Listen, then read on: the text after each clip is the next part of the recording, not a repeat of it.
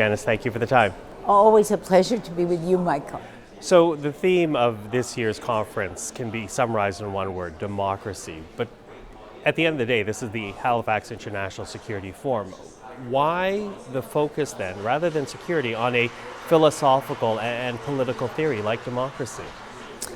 The focus on democracy, quite frankly, grows out of apprehension that the most important security partner to many of the democracies, the United States, is at risk. Its democracy is at risk, and that's shifted and angled the conversation.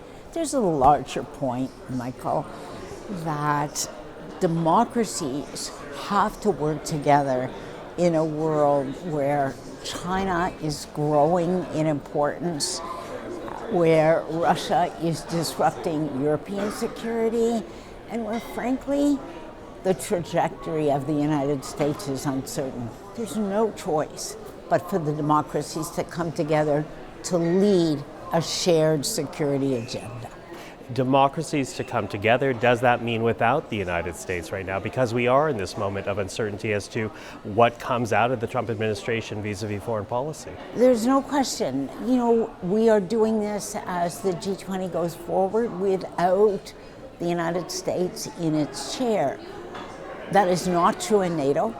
It's not true in NATO because, beginning with President Obama, he pushed the democracies, and Trump, of course, escalated the rhetoric and succeeded, but he's pushed all of us to raise our defense spending, and the United States has stayed.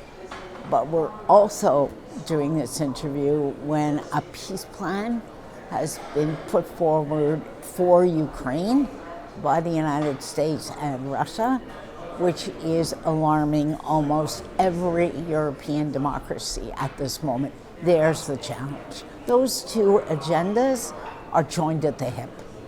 You know, you mentioned the current peace plan put forward in Ukraine, and you know, we are speaking right now at the end of November. Who knows what happens in a few weeks' time with it? But it does underline a U.S. administration that is willing to cede over to Russia much of what Russia wants with this illegal invasion. Is the rules-based international order now dead? The old liberal rules-based international order is gone. The question is, what comes out of this revolutionary period in the United States?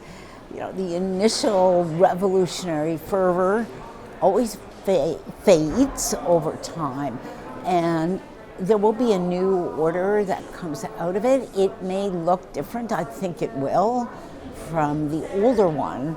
But all the more important, while we are beginning to shape those new rules, that the democracies come together and agree on the fundamentals of security.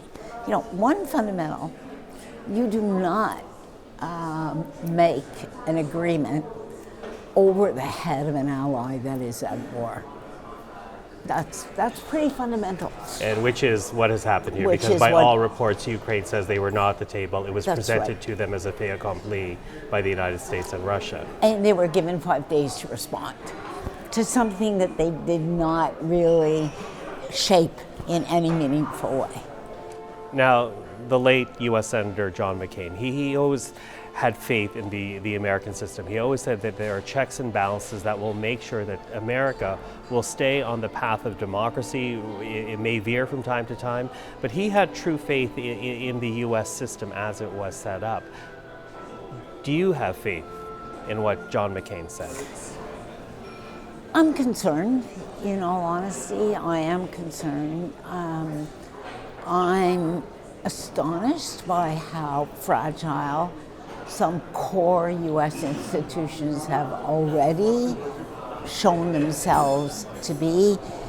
And you know, in the whole 8 conversations here at the Halifax International Security Forum, many Americans have made the same point to me.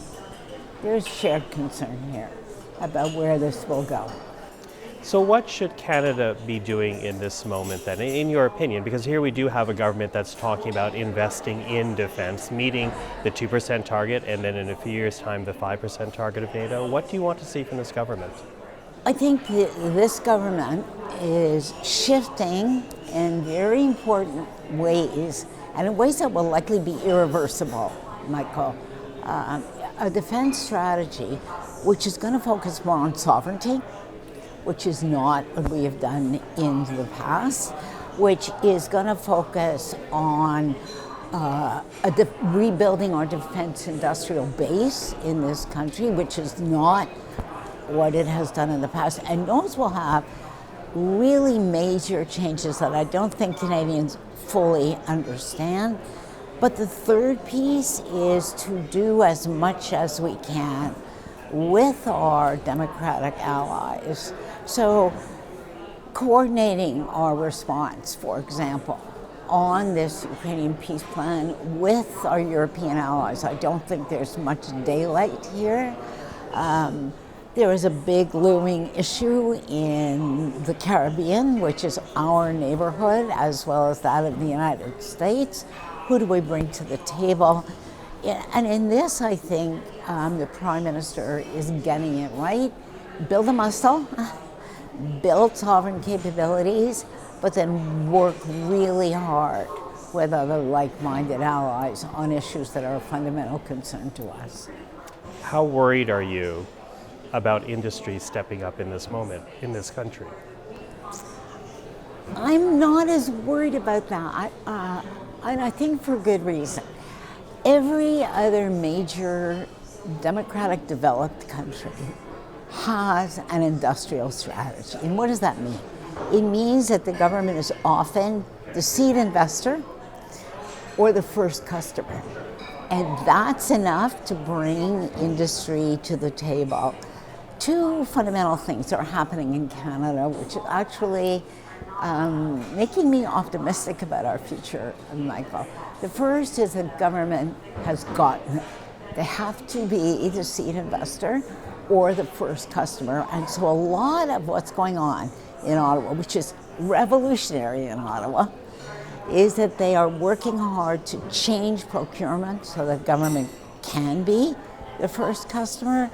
And they put, for example, $1 billion rather, into BDC, the Business Development Corporation, so that it can function as a seed investor.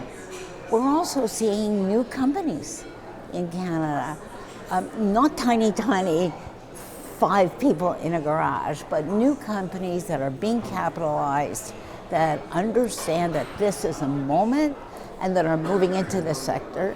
And then the third really encouraging thing is that some of our bigger institutions, our banks, our leading banks, and some of our pension funds understand that there is a new ecosystem growing up here, that they need to invest sooner rather than later, because there won't be clients in this country to bank unless the larger companies in this country step forward. New partnerships are forming. I'm more encouraged now about the possibility of building a thriving domestic tech ecosystem than I've been in years. That is good to hear, Janice, and I think a positive note is a good way to end this interview. Thank you very much for that. It's always a pleasure.